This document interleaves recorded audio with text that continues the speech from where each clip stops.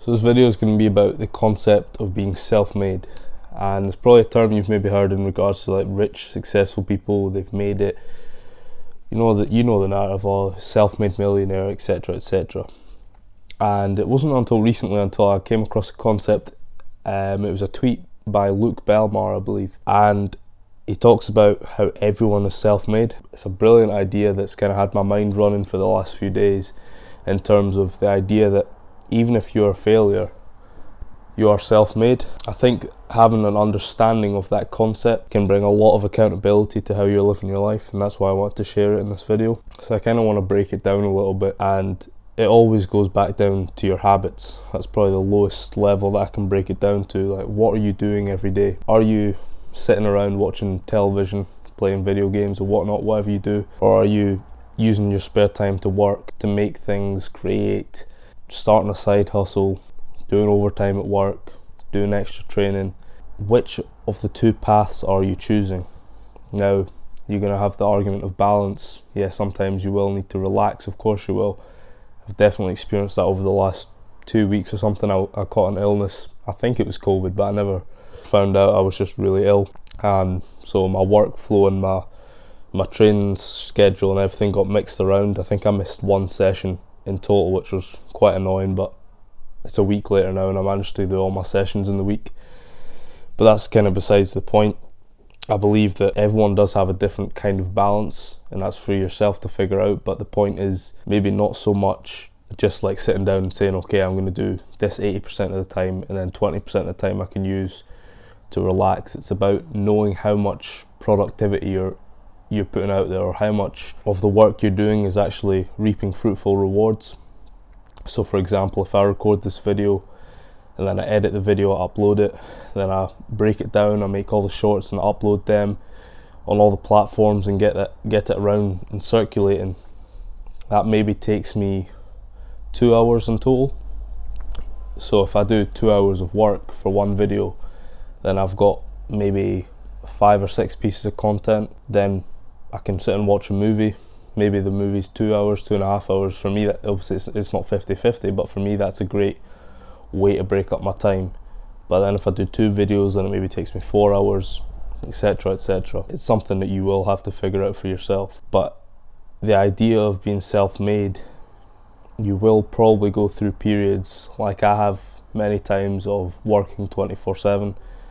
So for me, I've got a job, I've got the rugby, and then I've got this YouTube channel matched with a business. It's all kind of encompassed in one for me. So I've went weeks where I would maybe sit and relax and do nothing, maybe 1 hour or less, 1 hour for a day, and that would just be on my lunch break or just when I'm eating, basically.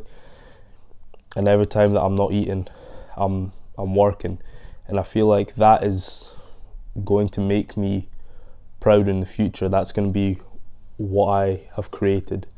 It's all about, the idea of self-made is about seeing what you've created.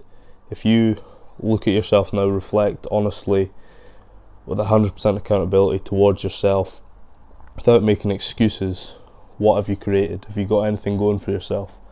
I think I made a video just under a year ago. I'll link it up above, where I think the title is something along, I have literally got nothing to show for the last 5 years, or what, I don't know what timeline I used, but I was sitting and looking at myself and realised that after all this self-improvement that I've been going through, after changing my mind, the way that I think, the way I go about my days, I've actually not achieved anything in the real world. I didn't make any more money, I didn't make any more success in my rugby career.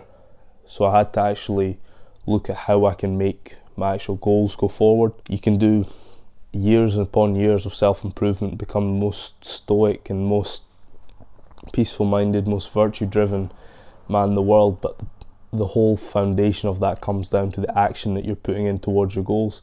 Because at the end of the day, you need to have something to show for your self-improvement. Otherwise, it's kind of, I don't want to say empty, but it does kind of tarnish the whole idea of self-improvement if you've got nothing to show for it. A mindset change for me is simply not enough to show that I've changed. There has to be physical evidence. I have to have used my new mindset to make something out of it. There's no point in talking about how I've changed if I've not actually changed my situation whatsoever. And for me, that's what I want to create. What I've created to this point, the evidence I've got is my physique, strength, fitness, which is pretty poor at the moment, which is why it comes to that thing of being self-made. I'd done a running session today and it was pretty abysmal, but that's my fault. I'm taking 100% accountability for that. And for the off-season, all I trained was speed work. It was intentional, but I am seeing the struggles of getting back to that running fitness. Now I know that my body is very adaptable, and over the next month it'll be vastly different, because that's just knowledge that I built up over the years of how my body works. And then on the other side, I'm living in a flat in Edinburgh. I'm paying the rent, paying the bills, all these things, where a year ago I was living at home with my parents. So I've slowly put in these blocks of evidence that my work is creating something.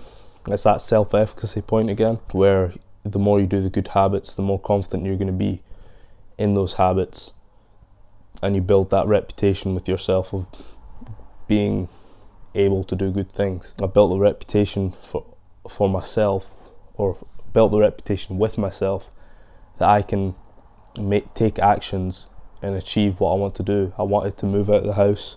I wanted to be more responsible for my own life. I didn't want to have to be all mooching off my parents for any longer. I know it's obviously not what they would view it as. They would just see it as what they're supposed to do, look after their children. But it all comes back to what I've created as myself. If you want to be a millionaire, if you want to achieve something like great, you want to achieve success, you will have to be self-made to do that. You have to do it yourself. But the point also on the other side, if you're not that person yet, if you've not achieved what you want, you're still self-made. You've still done this to yourself. If you're depressed, if you're broke, if you're out of shape, you're still self-made. You've done this to yourself. And that's a key concept in masculinity, is taking responsibility for it, even if it's not your fault. Now, you might have grown up in an area which was a poor area, and then you had that mindset driven into you your whole life that you can't make money and it's so difficult. You still need to take responsibility to get out of that situation. Otherwise, you'll just stay there. And either way you do it, you're still going to be self-made. So it's a point of being proud of what you've created. If you want to be proud of your life, proud of what you've done with your life, proud of what you created, you need to take responsibility for your situation. Realize that you're already self-made, and then go out and create what you want, create what you really want. That's the whole point of the video. You're self-made, I'm self-made. What do you want to create for yourself? I'll see you guys in the next video.